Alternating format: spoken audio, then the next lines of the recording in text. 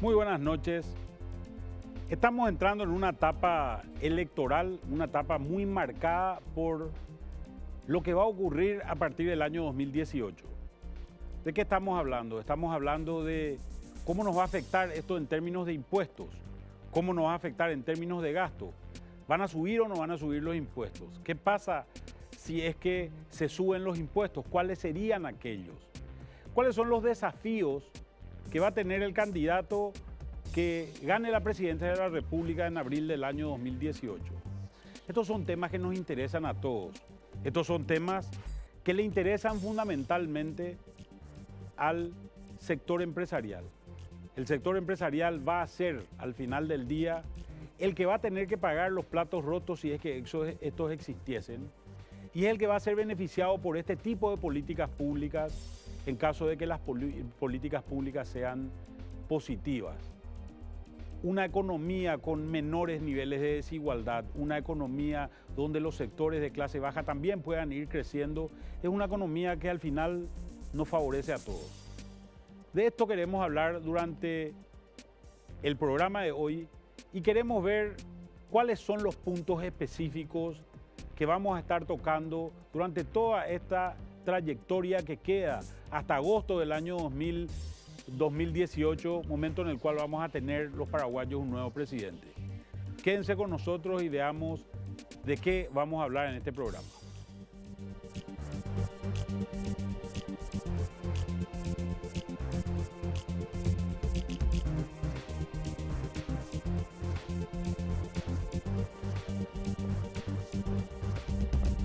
La economía es una ciencia social que estudia la forma de administrar los recursos disponibles para satisfacer las necesidades humanas. Se centra en el comportamiento de los individuos, su interacción en el entorno y el efecto que se producen en cuanto a la producción, la riqueza y el consumo de bienes y servicios.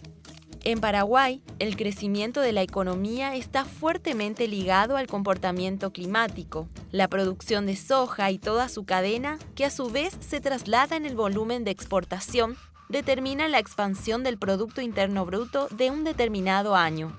En este sentido, la consultora MF Economía estima que para este 2017 el Producto Interno Bruto se incrementará en 4,2%, explicado principalmente por el récord de la producción de soja en 2016 y 2017, que superó las 10 millones de toneladas, y que en términos de contribución al crecimiento del Producto Interno Bruto será alrededor del 2%, casi la mitad de la proyección. En la misma línea, días atrás, en su revisión del crecimiento económico, el Banco Central del Paraguay mantuvo la estimación del 4,2%, debido a los factores climáticos reportados entre mayo y junio, los que terminaron afectando negativamente a la ganadería y al sector de la construcción.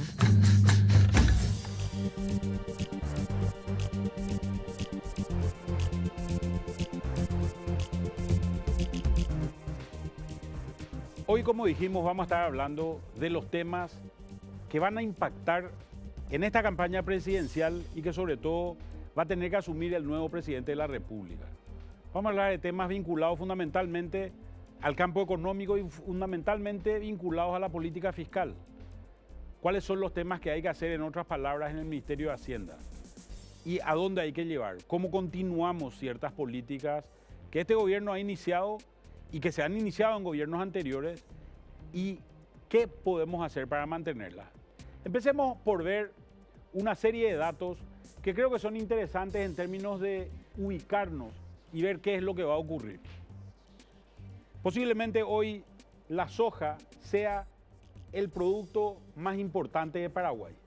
¿Y qué es lo que esperamos en una proyección que va hasta el año 2022, más o menos arrancando este año y terminando en el año 2022? Esperamos números bastante parecidos a lo que tenemos hoy. Números de alrededor de $350 la tonelada. Cuando hablamos de estos precios, estamos hablando de precios fundamentalmente en el mercado de Chicago y no son los precios que recibirá el agricultor. El agricultor a esto deberá descontarle lo que se llama el flete y lo que se llama el premio. ¿Qué esperamos en términos del precio del petróleo, el principal insumo que tiene la economía de Paraguay? Básicamente una suba gradual, pasando de los valores que hoy tenemos de alrededor de $50 por barril a valores de alrededor de 80 por barril. Un costo más elevado en términos de combustible, un costo más elevado en términos posiblemente del endeudamiento de empresas públicas, como es el caso de Petropar.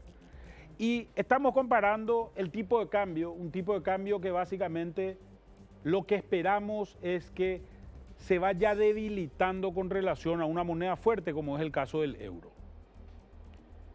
Cuando tomamos otros indicadores, el crecimiento siendo el más importante de todos ellos, vemos que Paraguay tiene un ritmo de crecimiento que se ubica en valores de alrededor del 4%, pudiendo inclusive ser un poco más elevados en años subsiguientes. Y esperamos una devaluación en este escenario de un dólar bastante planchado a nivel mundial, poca presión sobre el tipo de cambio, donde básicamente lo que esperamos ver es una devaluación relativamente pequeña que alcanzaría en el periodo del siguiente presidente al orden de más o menos 10% en total. Esto no quiere decir que el dólar se va a comportar permanentemente así, sino lo que quiere decir es que fundamentalmente vamos a tener relativamente pocos altibajos en el dólar. Además tenemos un Banco Central con mucha capacidad de intervención en términos globales. En cuanto al gasto corriente, tampoco esperamos transformaciones muy radicales. Cuando hablamos de gasto corriente del sector público, fundamentalmente estamos hablando de valores vinculados al pago de salarios del sector público y a otro tipo de gastos que se tienen en las entidades públicas. Finalmente, otra proyección es qué es lo que ocurrirá con los ingresos del sector público, donde fundamentalmente esperamos que estos ingresos del sector público vayan subiendo en la misma medida que posiblemente suba este crecimiento que está teniendo la economía nacional. Esta es una visión muy rápida y bastante general de qué es lo que nos va a impactar a nivel nacional en las variables más importantes que tendrá que enfrentar el gobierno. Y vamos a ver un tema que a mi manera de ver es un tema bastante importante, la estabilidad macroeconómica. Cuando hablamos de estabilidad macroeconómica, fundamentalmente estamos hablando de la principal política pública implementada desde el sector económico del Estado paraguayo, más allá de los distintos gobiernos, en los últimos, diría yo, alrededor de 15 años, iniciándose con Dionisio Borda en el Ministerio de Hacienda bajo el gobierno de Nicanor Duarte Frutos en el año 2003. ¿Y esto qué ha generado? ¿Qué implica primero, veamos, esta estabilidad macroeconómica? Cuando hablamos de estabilidad macroeconómica, hablamos de básicamente una situación donde no se presentan grandes variaciones en las principales variables económicas. ¿Cuáles son esas variables económicas? Son, en primer lugar, el nivel de producción, a lo cual también le llamamos Producto Interno Bruto o PIB, como mejor se le conoce. El empleo, la cantidad de gente que está empleada dentro de una economía, y la inflación como un elemento central. Cuando hablamos de empleo, en el caso paraguayo es muy importante considerar también lo que se llama el subempleo, es decir, aquella gente que quiere trabajar por lo menos 44 horas a la semana y no está consiguiendo trabajar, o no está consiguiendo trabajar esas 44 horas, o no está recibiendo un salario mínimo por lo menos por esas 44 horas.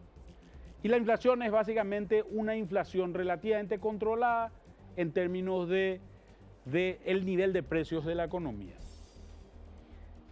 Normalmente, cuando tenemos una crisis económica, vamos a tener mucha volatilidad, es decir, subas y bajas muy violentas en estas distintas variables, y vamos a tener aumentos rápidos, sobre todo en el desempleo y la inflación. Fíjense, esto está quejando a ciertos países de la región, como ser el caso de lo que se da en Argentina y en el caso de Venezuela, que son los casos más llamativos que hoy tenemos en la región.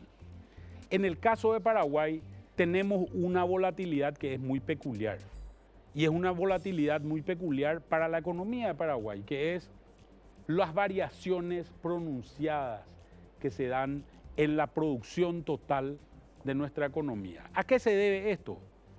Fundamentalmente al hecho de que nosotros tenemos una economía que todavía es altamente dependiente del sector agrícola. Y el sector agrícola es altamente dependiente de fenómenos climáticos que puedan ocurrir como sequías o inundaciones. Cuando analizamos la participación total del sector agropecuario en nuestra economía, alcanza valores superiores al 40%, incluyendo todas sus cadenas vinculadas. ¿Qué es lo que tendría que ocurrir en Paraguay para que este fenómeno deje de ser importante? Deberíamos reducir la participación total de este sector dentro del total de la economía. Esto no significa, ojo, no significa que tengamos que dejar de fomentar o que tengamos que reducir el impacto o la gestión que se pueda hacer en la agricultura o en la ganadería. Lo que sí significa es que tenemos que empezar a pensar seriamente en desarrollar otros sectores vinculados a servicios, vinculados a comercio, vinculados a industria. Paraguay tiene una ventaja que es posiblemente uno de los pocos países en el mundo que tenga esta ventaja, y definitivamente es el único país de América Latina con esta ventaja. Tenemos un excedente superior a los 4.000 megavatios libres, es decir, nosotros le vendemos energía a Brasil y Argentina por el solo hecho de que no tenemos qué hacer con ella. Con 4.000 megavatios de energía libre, nosotros podemos desarrollar un poderoso sector industrial. Para ello tenemos que tener políticas adecuadas y un sistema de atracción de inversiones que hoy todavía es muy endeble, es muy pequeño, es muy simple y está orientado solamente a uno o dos países de la región. Sostener esta estabilidad macro posiblemente es uno de los desafíos importantes que se tenga en el siguiente gobierno. Hasta ahora creemos que los distintos gobiernos de distintos partidos políticos han tenido la voluntad de nombrar gente en el Ministerio de Hacienda, incluida la ministra actual, que han sido profesionales, técnicos, independientes, si se quiere, en la mayoría de los casos, de todo lo que es el poder político. Y esto ha sido un elemento central en ganarse la confianza, sobre todo del sector empresarial, sobre todo de organismos internacionales. Y esta confianza que se ha generado ha sido central en el desarrollo de lo que ha sido la política fiscal en el Paraguay. Entonces, dicho esto, tenemos algunas cosas que queremos verlas y que queremos conocerlas. ¿Cómo estamos comparativamente hoy con la región? Fíjense lo que les decía anteriormente. Año 2009, un año de sequía. Año 2012, otro año de sequía de verano. Año 2010, rebota la economía de Paraguay, pasando de menos 4 a 13%, un crecimiento total de 17%. Año 2013, rebota de vuelta la economía de Paraguay. ¿Qué es lo que ocurre? La economía paraguaya recupera su capacidad instalada. Produjimos 1.500 kilos de soja en cada uno de estos eventos por hectárea y pasamos a producir al año siguiente en el orden de los 3.000. En años normales la economía es bastante estable en un entorno más o menos de alrededor de 4%. ¿Qué es lo que estamos viendo? Y es que es más o menos el valor que ha crecido Paraguay comparado con la región. Paraguay en toda la región en los últimos 5 años ha sido el segundo país que más ha crecido, solamente antecedido por Bolivia, cuando tuvimos que los grandes gigantes como Brasil y Argentina han tenido crecimientos negativos en ese mismo periodo. Economías con mala performance por una generación de incentivos relativamente mala. Y cuando revisamos el desempleo, lo que vemos es que el desempleo en Paraguay parecería no ser un gran problema, valores de alrededor del 5 o el 6% en total, cuando que se habla de que un desempleo del orden del 3% es lo que se llama un desempleo friccional. Es decir, la gente está cambiando de trabajo y está saliendo de un trabajo para entrar al otro.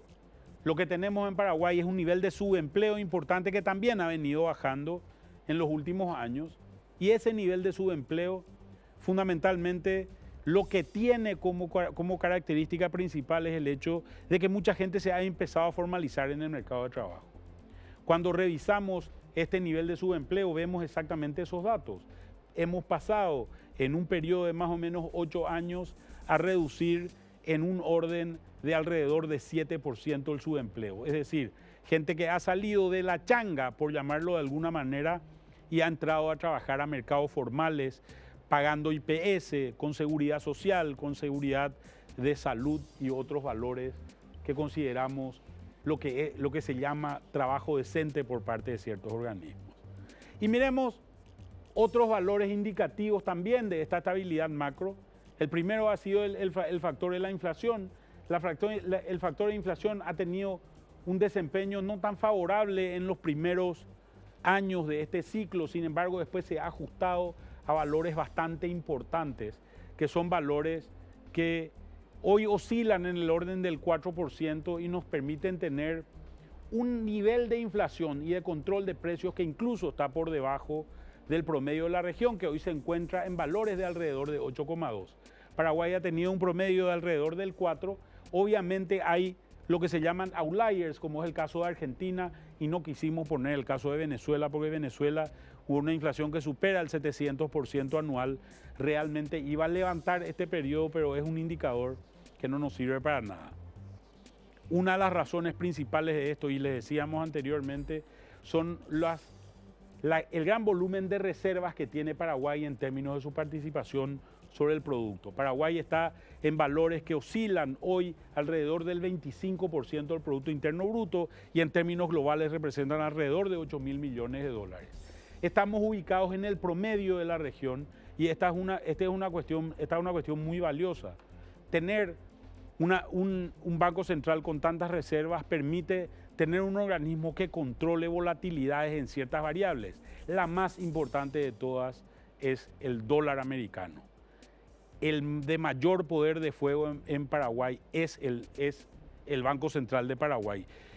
Y esto es significativo en términos de los valores que se pueden generar. Por eso tenemos en los últimos años un dólar bastante más controlado por un organismo que interviene fuertemente.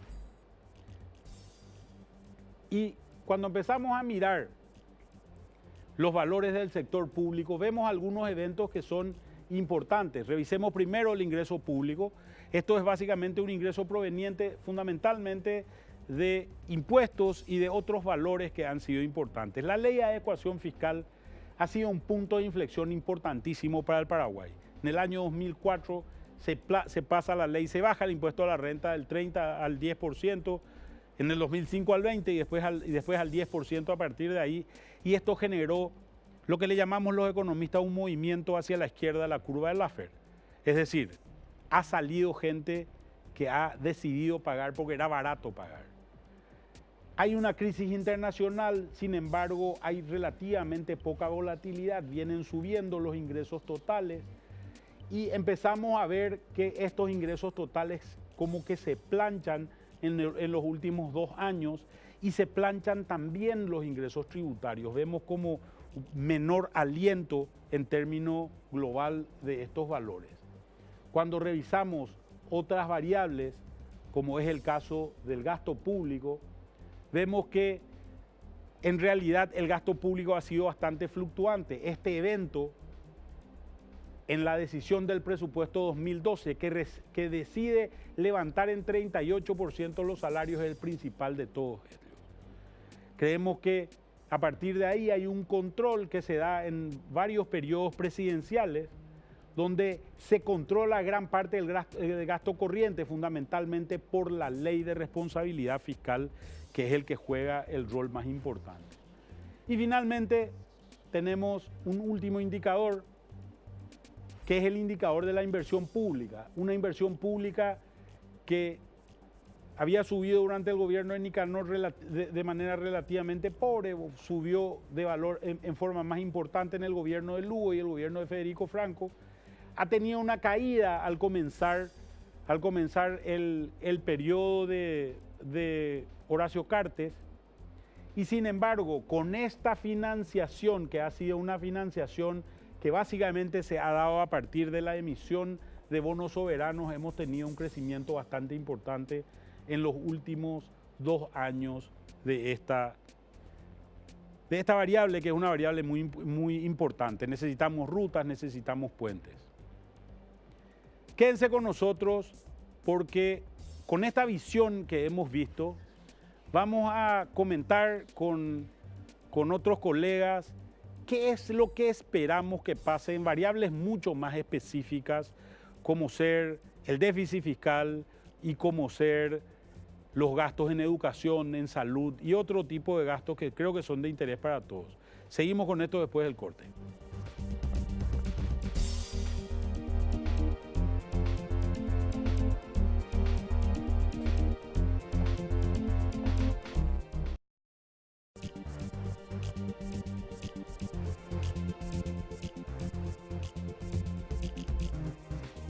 Bueno, seguimos aquí con el programa de esta noche y está con nosotros Fabricio Vázquez y Víctor Gauto, y vamos a comentar sobre varios temas más vinculados a cuáles son los desafíos del gobierno que va a entrar en agosto del año 2018 por ese periodo que durará hasta el año 2023.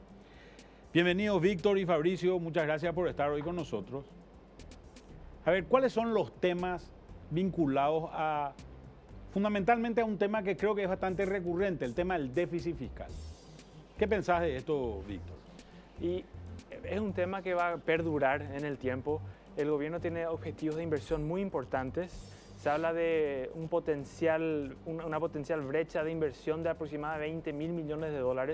Entonces, para cerrar esa brecha, lo único que queda es seguir invirtiendo, seguir gastando, y eso va a seguir poniendo presión sobre las finanzas públicas y va a seguir poniendo presión sobre el déficit fiscal. Así que eso no es algo que terminaría de acá a un corto ni mediano plazo. Una cuestión que es interesante con relación al déficit y que es algo que yo siempre me planteo es hasta dónde nosotros aguantamos. Una cuestión que ha ocurrido ya con el gobierno de Cartes y que es una cuestión a tener en cuenta es el hecho de que ya se empezó a hacer rollover de deuda. En otras palabras, rollover de deuda significa yo una deuda, la parte de intereses la puedo pagar con gasto corriente, la tengo que pagar obligatoriamente con gasto corriente, con lo que se llama fuente 10, pero la parte de capital puedo utilizar lo que se llama fuente 20, es decir, deuda para pagarla, no así los intereses. Entonces, el límite al que podemos aguantar es el límite de intereses que podemos pagar al final del día. Y lo que vemos es que ahora ya no se estuvo pudiendo pagar. Estaba hablando del año 2017, ya el Ministerio de Hacienda tuvo que recurrir a un bono para poder pagar una deuda. Y sin embargo no venció todavía ningún bono, porque el primer bono vence en el año 2023. Y sin embargo se está pagando deuda, llamémosle del Banco Interamericano de Desarrollo, llamémosle del Banco Mundial, de algún organismo multilateral que era el que nos prestaba antes. Entonces, imagínate lo que va a ser la complicación en el año 2023. Porque ¿qué es lo que se ha hecho? Se ha financiado, por llamarlo de alguna manera, por debajo de la línea se han financiado ciertos valores. Es decir, se está empezando a financiar, por ejemplo, el caso de el crecimiento en Tecoponá y adultos mayores, por ejemplo. Ese tipo de cosas se está financiando hoy indirectamente a través de la emisión de deuda. Sí, y parecería que en estas circunstancias no quedaría mucha alternativa a medida que nos aproximamos a los vencimientos de los bonos en continuar con las emisiones para mantener por lo menos los niveles de la deuda. Pero hay otro tema teórico vinculado con la emisión de bonos. Teóricamente, mientras que la economía siga creciendo a tasas que son relativamente iguales o mayores a la tasa de interés que se paga por esas deudas, teóricamente sería una situación sostenible y que podría manejar el gobierno a un mediano plazo. Está también la otra parte administrativa contable de cómo se maneja eso a medida que cada vez emitimos más deuda para pagar deudas anteriores y mantener los niveles de deuda. Pero ¿cuáles son las tasas de crecimiento a las que nos movemos en este momento? Pero estamos en el borde de ese número. Estamos en el borde, o sea, estamos creciendo en aproximadamente 4% al año y la tasa de interés real que Paraguay paga sobre el saldo de sus deudas está ahí cerca o es un poco menor al 4%. Estamos hablando de poner un 5% al año sobre los bonos, descontado la tasa de inflación norteamericana de aproximadamente 2%. Y eso te lleva a una tasa de interés real de aproximadamente 3%. Entonces ahí hay un poquito de margen en cuanto a mantener los niveles de la deuda. Igual sigue siendo un desafío muy importante en cuanto lleguen esos vencimientos y tenga que pagarse una cuenta de 500 millones de dólares o más. La otra alternativa es generar una brecha más grande entre lo que es el ingreso y lo que es el gasto, que creemos que es el otro punto que es importantísimo, ¿verdad? Inclusive Santiago Peña, ahora candidato, está empezando a hablar de que él no va a cambiar el sistema tributario, pero sí va a querer igualar todo a 10, por ejemplo. Y ahí hay margen para tratar de aumentar el ingreso tributario del gobierno. ¿Qué se está haciendo en este momento? Los esfuerzos principales del Ministerio de Hacienda son tratar de formalizar la economía. Por otro lado, también está tratando de ampliar la base tributaria.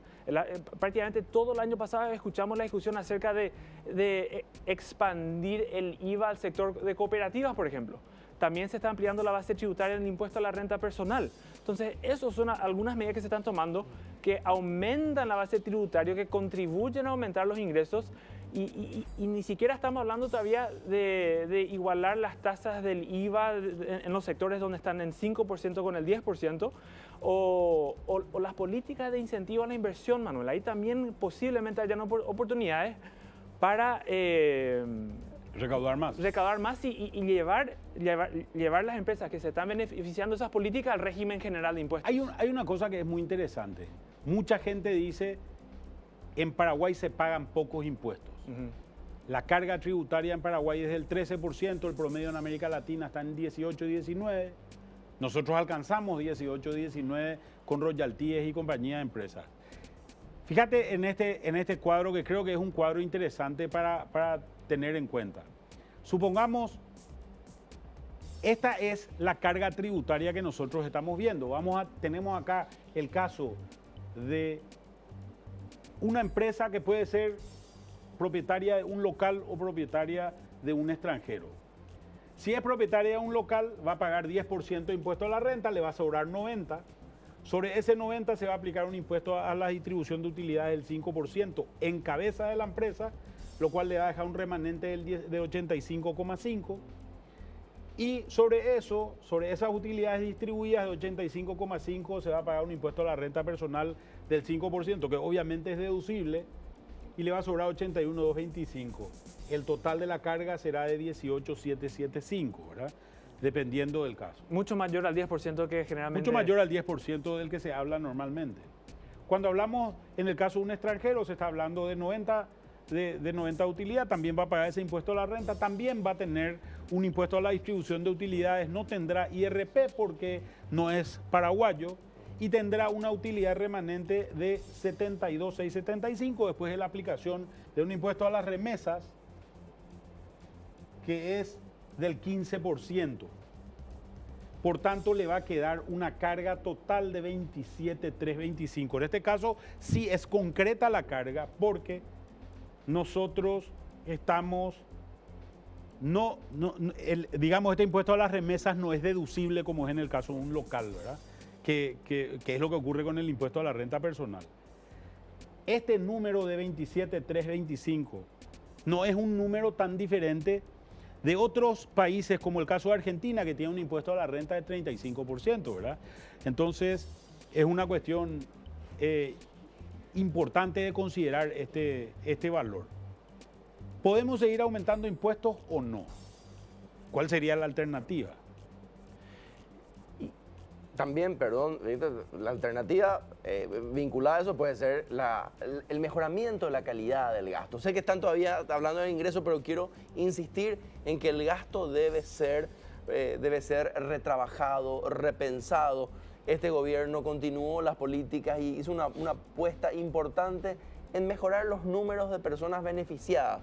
Es decir, intensificó el gasto incorporando más personas. Ya habíamos discutido en otros programas anteriores. Tenemos mucha gente beneficiaria de Tecoponá que percibe poco dinero que no le es suficiente para salir de la pobreza. Es decir, el gasto, por más de que crezca, termina siendo poco eficiente. Y es un aspecto también que tenemos que considerar.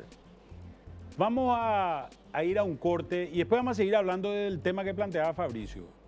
¿Qué hacemos con relación al gasto, dado que tenemos relativamente poco espacio fiscal para seguir cobrando mayor cantidad de impuestos? Vamos al corte y veamos qué pasa.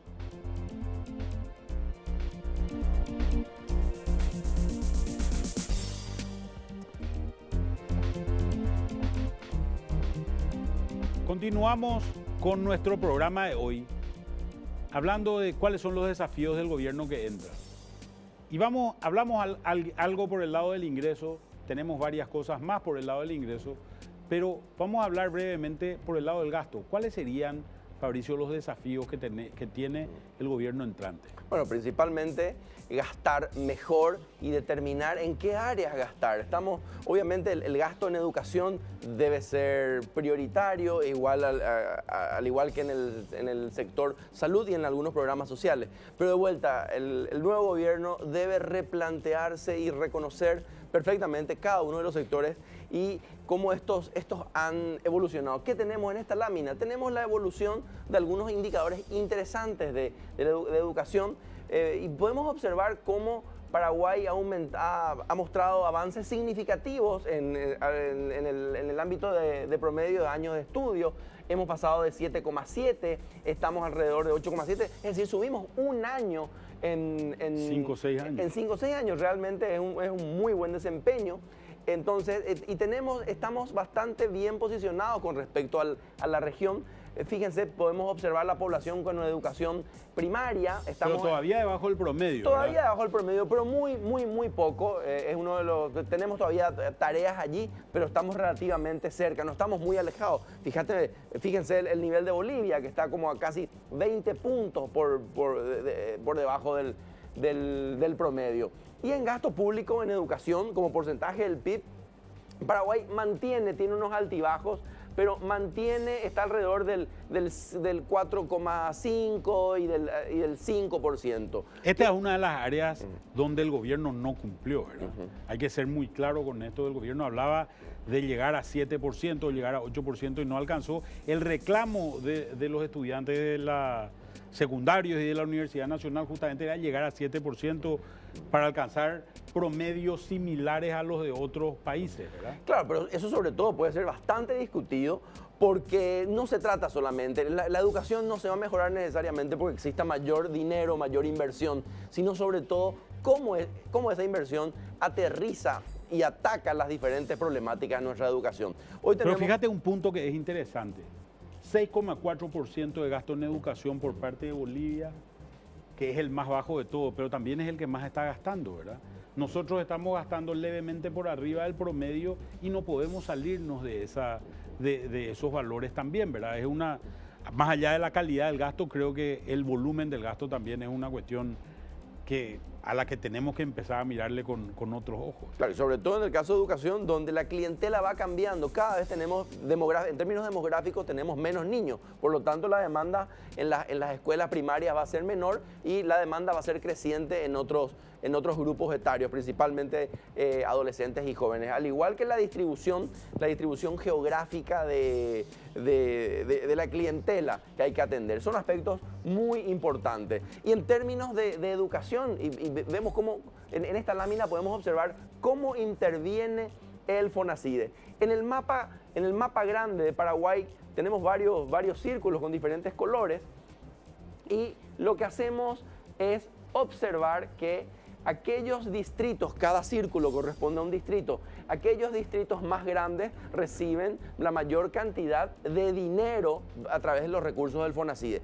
Sin embargo, aquellos distritos más oscuros son los que tienen mayor cantidad de aulas en mal estado.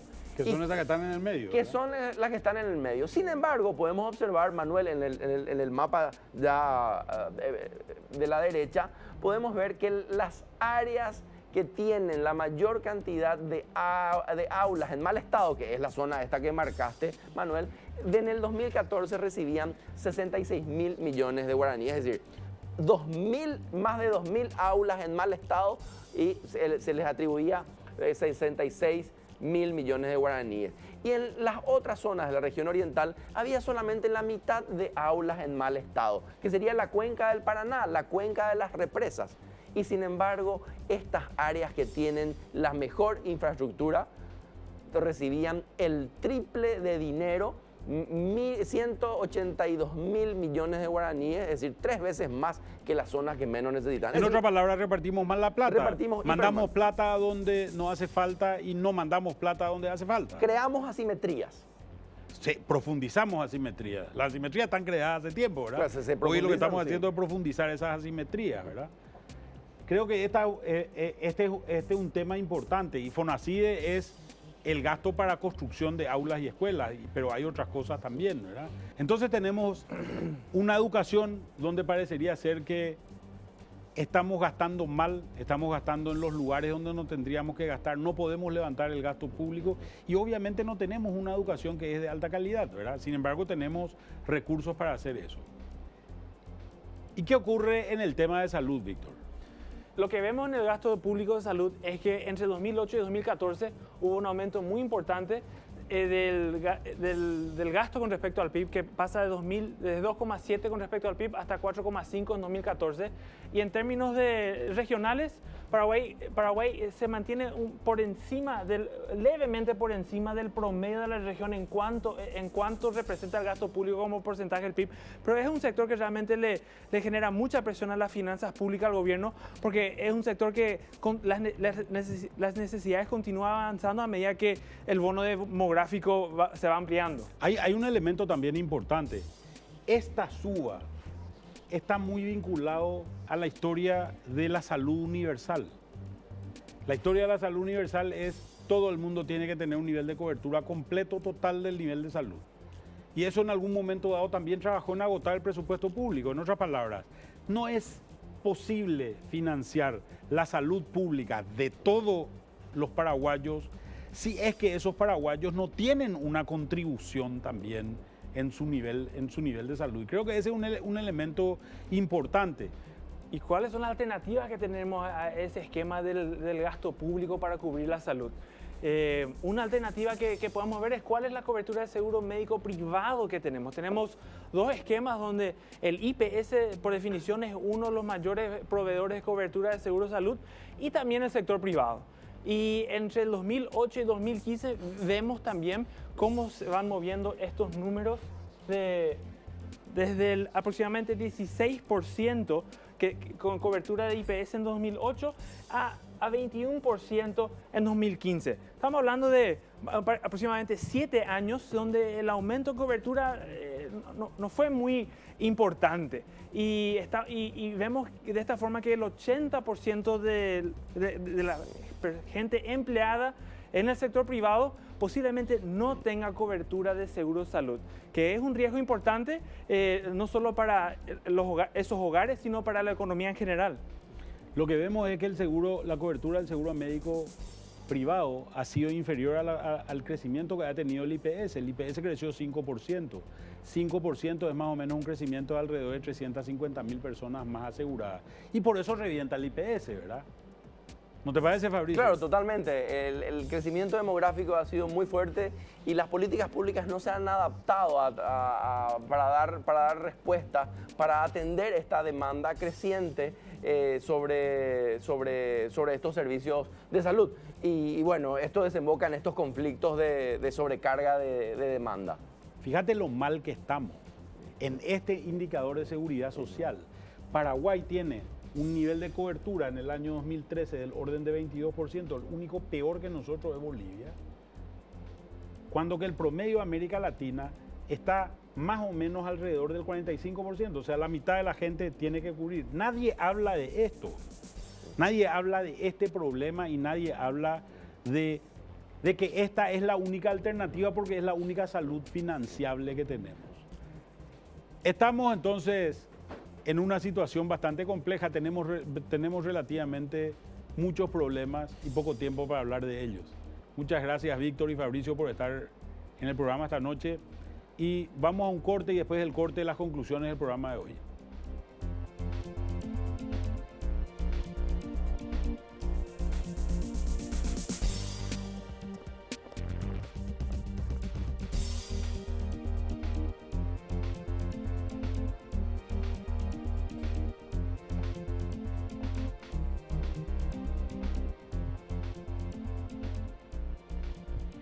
Muchos desafíos para el presidente que va a iniciar su mandato en el año 2018, entre ellos la suba de impuestos para tratar de generar una holgura en la caja fiscal, parecería no ser una alternativa. Parecería ser que gran parte de las políticas deberían ir por el lado del gasto, no solamente en términos de la calidad y la cantidad que podamos tener, sino sobre todo en la orientación y cómo vamos a llegar a la gente que realmente necesita. Plantearse una perspectiva de igualdad de oportunidades debe ser el desafío central. Trabajar sobre políticas de seguridad social que alcancen a mucho más paraguayos que solamente el 20% que hoy están cubiertos por la seguridad social es un desafío central. ¿Cómo hacemos que nuestra educación sea una educación de calidad para que la gente pueda adaptarse a los nuevos tiempos que está viviendo? Creo que estos y muchos más temas son temas que vamos a tener que preguntarnos y plantearnos durante esta campaña electoral que recién está comenzando, pero que va a determinar la vida de todos nosotros por los próximos 5 años. Muchas gracias por estar con nosotros esta noche y nos vemos la semana que viene.